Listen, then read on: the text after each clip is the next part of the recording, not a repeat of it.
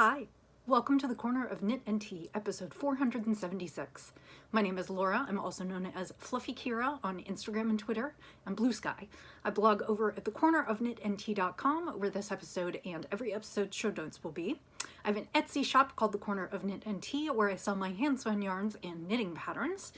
And for Tour de Fleece, we have both a Facebook group called called Team CKT, Spin It to Win It, and we also have a thread in the Ravelry group, and I will put links to both down below, and they will also be on the show notes page.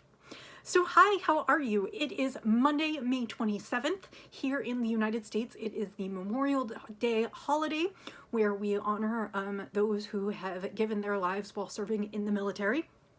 So it is somewhat of a solemn holiday and yet also sort of our entree into summer.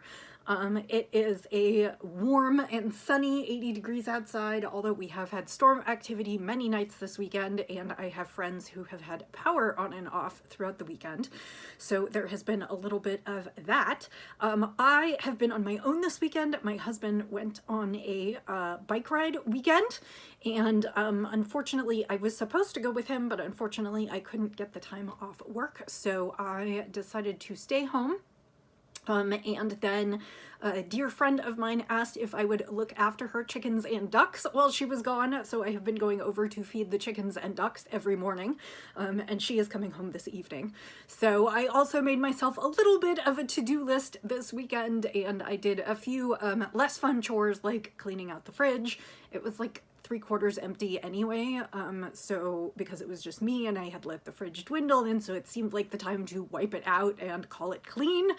And I cleaned a bunch of my fountain pens, but I also exercised and started on some new craft projects. So it's been a really nice, relaxing weekend. My husband should be home in another hour or two.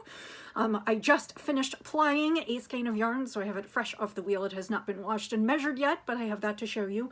And so I have a few things to share. So I hope that you are doing well.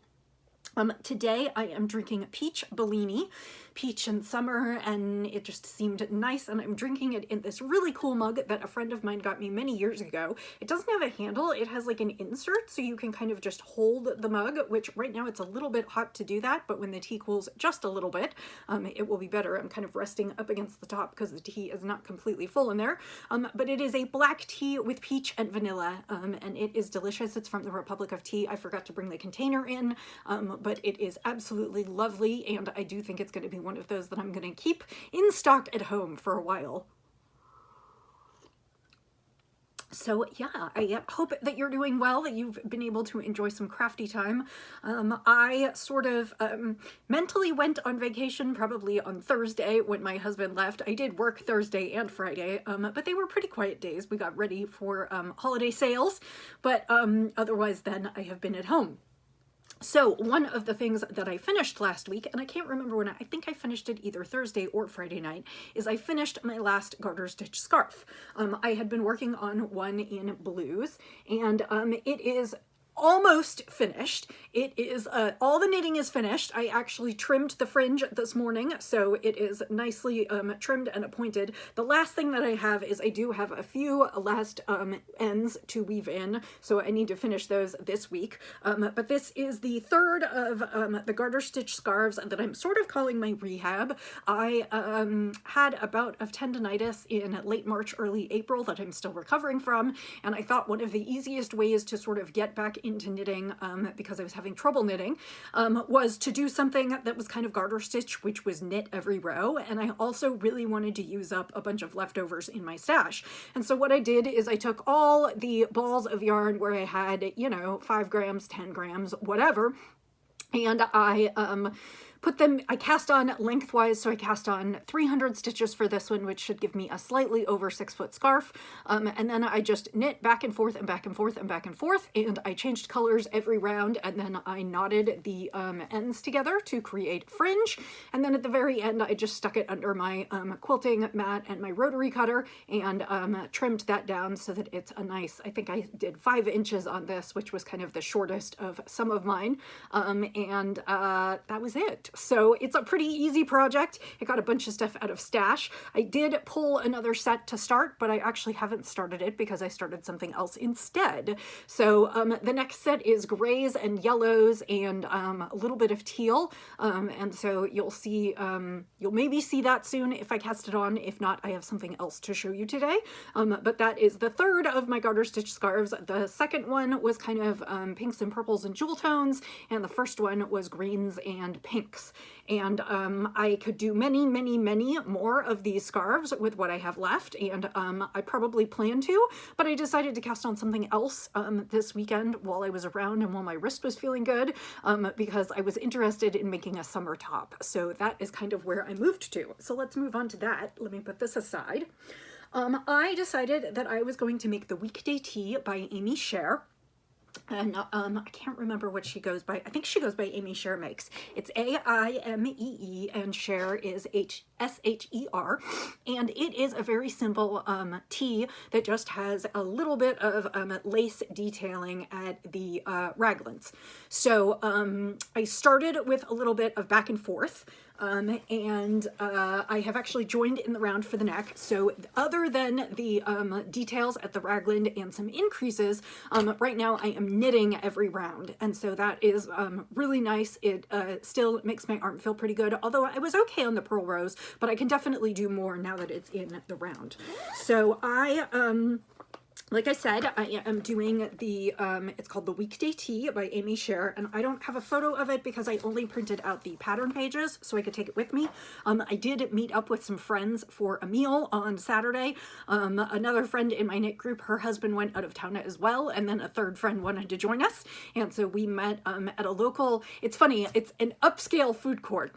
So it is, it's called Strang Hall. It's in Overland Park in Kansas City, and there are a variety of restaurants that are in there, and then you can order from kind of any restaurant. And I had a sweet potato noodle bowl with vegetables and tofu. It was amazing. But we met in there and we had lunch, and then we just hung out and knitted for several hours, and it was really nice, and everybody could get what they wanted because there was Mexican, there was Italian, there was sandwiches, there were burgers, there was pizza, there was noodles, there was coffee and boba. Like, it was just a little bit of everything. It was really nice. So I wanted to cast on with a skein that I just bought recently at Knitting in the Heartland, that I bought specifically to do a summer tea. This skein is from Threadhead Designs, who is Marcy Blank, and I have bought many skeins from her over the years. The skein that I have right now is called Mini Boomer, and what it is it's a single skein of 65% superwash merino, 35% rayon of bamboo, so it's probably extruded bamboo into rayon, and it's 8 ounces and approximately 1,140 yards, so it's a very light fingering weight. And the reason I thought the rayon in this would make a really nice summer top. Superwash yarn, superwash merino, wool is actually great in the summer, even though it's warm. It does tend to wick away moisture, and so this is a very lightweight merino, plus then it's got the bamboo added to it, and so that makes it drapey and kind of cooling, and so my thought is that it would make a really nice summer tea. And the skein that I got is kind of all oceany colors. When I wound it into a cake, it's much more uniform than it looked like in the skein, but it's basically a teal blue, and then it's got some dark blues and purples and a little bit on the side of yellows and greens. And so it is just a really nice, it's kind of variegated, but it's very kind of tonal. It reminds me of Monet's Water Lilies, kind of, with a lot of this like green and blue. And I think it's going to be really pretty. I got a Jagunta cake, and of course I had to have a little bit of yarn barf, don't you always? And I have gotten into what I'm working on. So I just recently joined for the front, and so it's not going to look like much, but this is as far as I've gotten over the weekend. So this is actually the back neck, but I think it will be easier to show you from here. So there is this really cute like lace panel that there is one of these at every raglan, and then otherwise it's just raglan increases, and this is a nice look at the yarn itself. So it definitely reads as teal, but it's got a little bit of variation in it, and like I said, I just cast on kind of across the front. So this is it's made with mostly raglan shaping, although it does have, it's at varying increase rates, so I'm not increasing at all raglan points on every round, but that is kind of where I am at over my neckline. And of course it's kind of gathered up on the needle now, but I still have quite a ways to go before I get to a point where I would be separating, but that is what I have got in progress, and I'm really, really pleased with it. I really like how that little lace segment right there, it's just going to give a nice touch of detail around the sleeves, and it's not hard. It's basically a 7-stitch repeat, and it's 8 rows, and so it's pretty easy, and I'm just following along and not having any problems so far.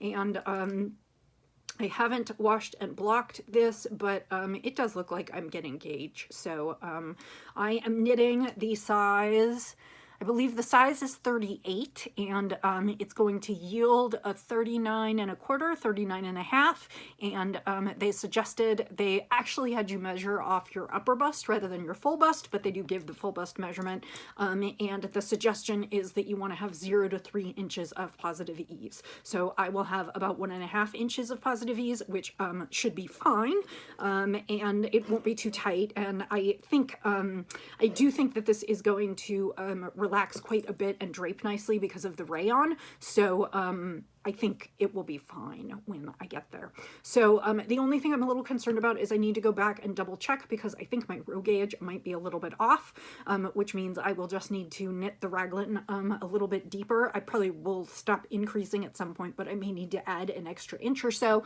and that's fine. I can do that. And then the rest is fairly simple shaping. So, and I have more yardage than it requires. I think for my size it calls for about 900, and I have 1140, so I am not concerned about running short.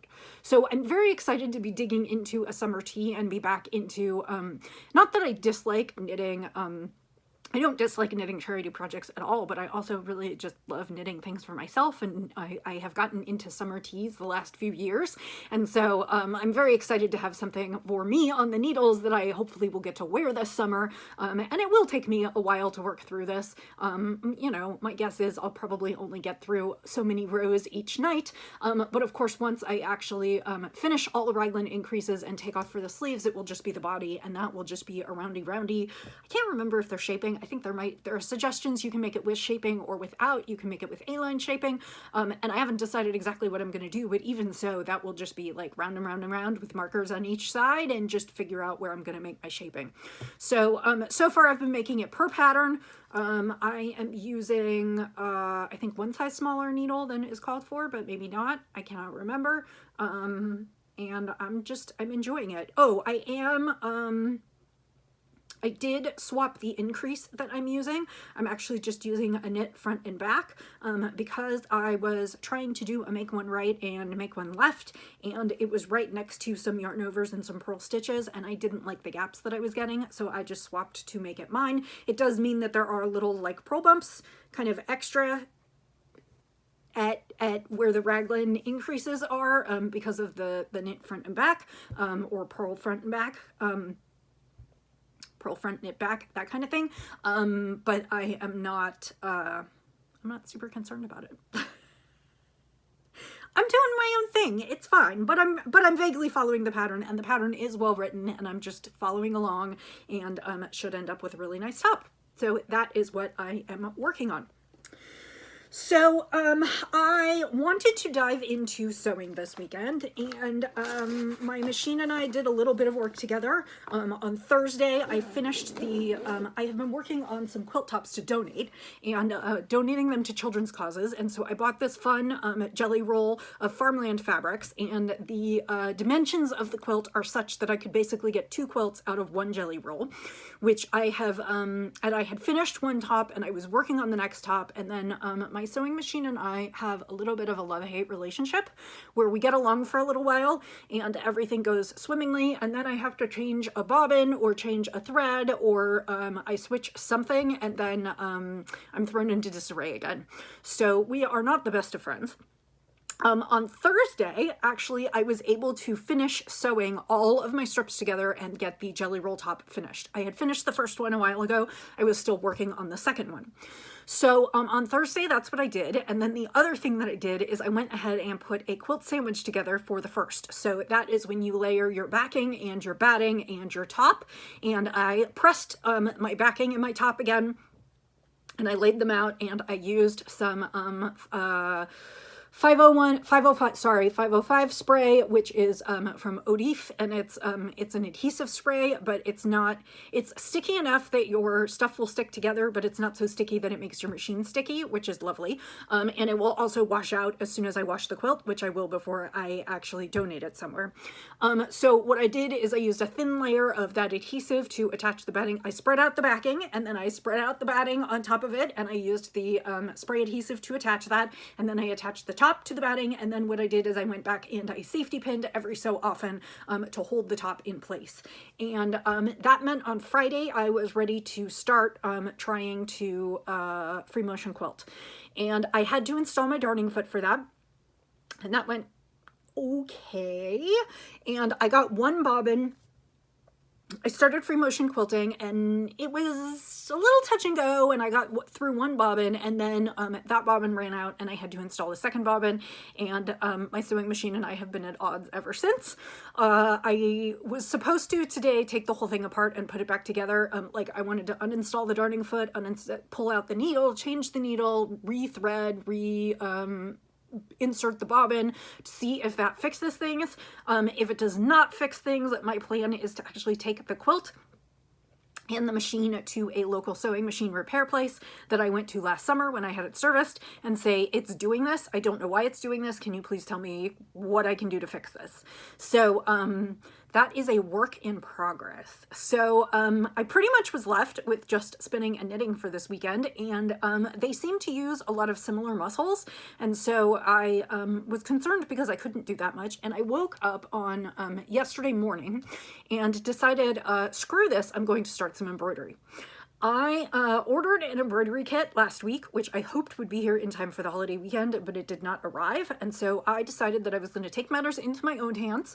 My sister had sent me some stitch and peel, or peel and stick. They're basically a bunch of like floral motifs on some sticky interfacing material. And so what you do is you cut out the flower you want, and you peel off the back, and you stick it on top of whatever fabric you have, and then you can start stitching using that as a guide. And then I presume, because this is the way most of these work, although there weren't specific instructions on the package, it just came in like a it just came in a cellophane package that didn't have a lot of labels on it. I presume that what will happen is then I will stick it in the sink with a little bit of probably wool wash, and the interfacing will melt away, which is usually how it happens. It's like water soluble, so it will just dissolve. And I decided, I remembered seeing a sunflower in there, and I was like, that is it, I'm going to do the sunflower. And so I got up, and it turned out I had a package of, I think I talked about this last week when I talked about purchasing kits. So you need some fabric. And I forgot sort of belatedly that I had a packet of Kona 10 squares, which is Kona cotton. It's in white, and they are 10-inch squares. It's basically a layer cake, but they're all white squares. And so I was like, I could take one of those, and I could put that in a 5 or 6 inch hoop, and I could start stitching on it. And so that's more or less what I did. I had bought a plastic hoop from, I bought a plastic hoop to use because a lot of the bamboo, the wooden hoops that I've been using for framing. So I bought a plastic hoop, and it turned out that the plastic hoop was kind of crap. I did not pay very much for it, and it was not great because, so the way the plastic hoop works, I don't have it in here, there's a metal ring, and you snap the metal ring into the plastic, and it's just a tension thing. You just squeeze it, and then you let it go. And you can, the good ones, you can pull your fabric taut, and then your fabric is still taut in your hoop, which is what you want as you're starting to embroider. Well, so I put the fabric in there yesterday, and the fabric was just like puckering, and I could just poke at it and it would like move and shift, and so like the tension was not enough to like keep it nice and taut. And Then I opened my box of embroidery floss, and you may remember that I inherited that. It was just something that a friend gave me, and I looked and I did not have lots of yellows, and I really wanted to make this sunflower. So I decided that I was going to go to Joann's. So yesterday I got in the car and I went to Joann's and I bought a ton of bamboo frames. I bought like 6 or 7 bamboo hoops just because I figured then I can make a whole bunch of things. They were like $2.50. So $2.50. I was like, cheap thrills. And then I bought a bunch of yellows so that I could do sunflowers. And so I worked on, oh, you know what? I think I have here, this is the plastic hoop. So this is a 7-inch plastic hoop. This is what I meant when I said like the metal ring comes out and goes in. The issue is that the metal is not like stiff enough and taut enough, and so as I pulled the fabric, it would actually cause the hoop to compress and come out. So I'm not a fan. But what I did do is I bought some bamboo hoops, and so then I was able to work on my sunflower. So that is my sunflower. I have, I think, 4 or 5 colors of yellow in there. It may not look like it, but I just had a whole bunch that I pulled out, well, and a little bit of brown. And my plan is to do the other sunflower today. And then what I haven't decided is I haven't decided if I'm going to do the leaves and stems yet. Mostly because if I do the leaves and stems, I'm not sure what I'm going to put around the sunflowers. And I really wanted to put more in here than just sunflowers.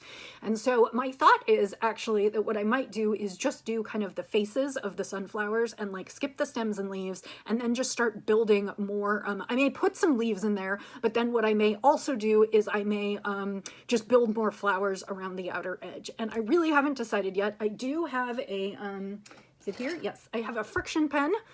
This is the Pilot Friction, which is erasable ink. It'll come out when I wash it. And so I can draw on here if I want. I can print other things out. I can look at the other. I still have a folder full of more floral things. And so my thought is that I may just put a variety of other flowers around it and just kind of build a floral motif in the round here. And then this will just be kind of a fun piece. And add some leaves and vines and some other things. And I'm really just playing with textures. For the sunflower, I used satin stitch and then I used French knots. And so that is what I have been playing with so far. And I'm really happy with it. It looks kind of fun. And so I want to do the other, I'm just going to do the baby kind of the exact same way in the same colors. And then I'll figure out what else I want to put around it. So, and I haven't decided if I'm gonna, haven't decided yet if I'm gonna, I think I can just peel this up and cut this off if I want to. So I could potentially use the leaves. I could just draw the leaves. The other thing that I could do is I could wash this and let this stuff soak off, and then I could put it back in the hoop and do more around it. I really haven't decided yet. I will probably get the second flower. I did the first flower all day yesterday, so I'll do the second flower all day today, and then after that maybe I will wash it and let it sit and look for some inspiration online and see what I want to do, and you know, draw or paste or whatever else, and I have a whole box of threads to play with. So that was kind of my crafting yesterday. Was I started a new embroidery piece, and I will be receiving the embroidering kit probably this week, but my plan is to just kind of work on this embroidery piece for a little while until I don't know exactly how long I'll work on it, but I just, you know, we'll see. And technically, I guess because I have it in a separate hoop, I could go and work on the other one if I wanted to, and I might, because the other one has some new types of flowers to me in it, and then I could put more of those flowers on here. So I don't know. I will show you something next week, but I went ahead and put the felt birds aside for now and decided to work on another embroidery piece. So the last bit of crafting that I got to is today. I decided to go ahead and finish up some plying. Actually, I was going to do it last night at knit night, because usually I come and sit in here for knit night and my wheel is right behind me.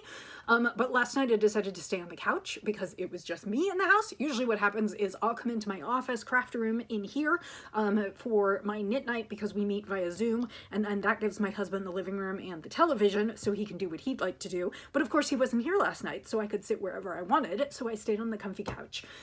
Today I went ahead and finished plying what I was spinning.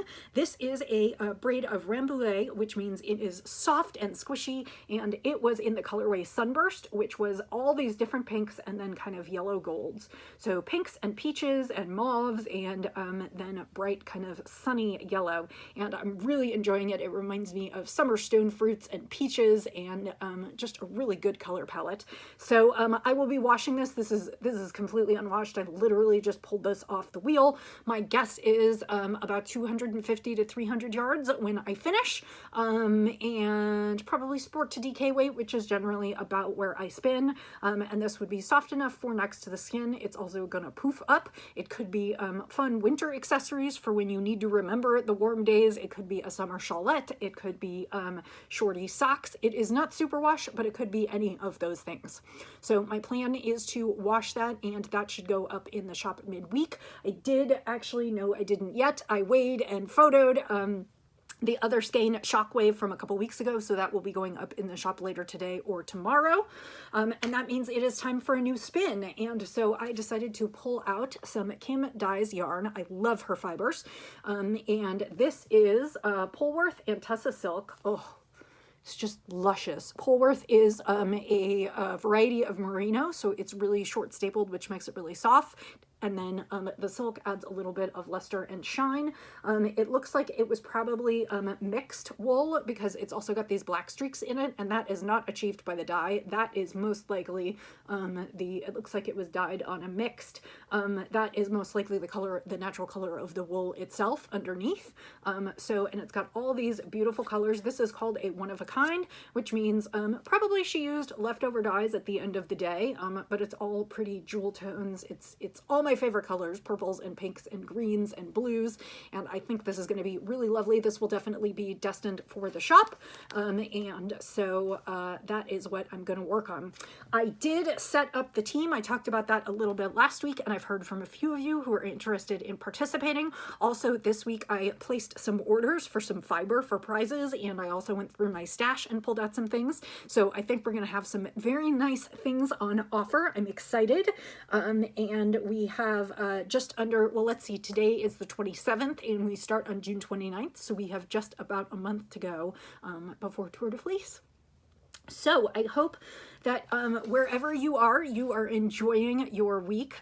If you are outside the United States, you are probably back to work already. I will be there tomorrow. If you are in the United States, I hope you enjoyed this extra day and you got to do a little bit of crafting or spending time with family or friends. My husband texted just a bit ago and he's going to be home in a couple hours, so I'm looking forward to that. I actually, you know, it's funny because I'm always excited about being alone for a long weekend, and then after a few days I sort of miss my buddy. So I miss chatting with him and getting to curl up with him, and yeah, so I'm excited he's going to be home soon.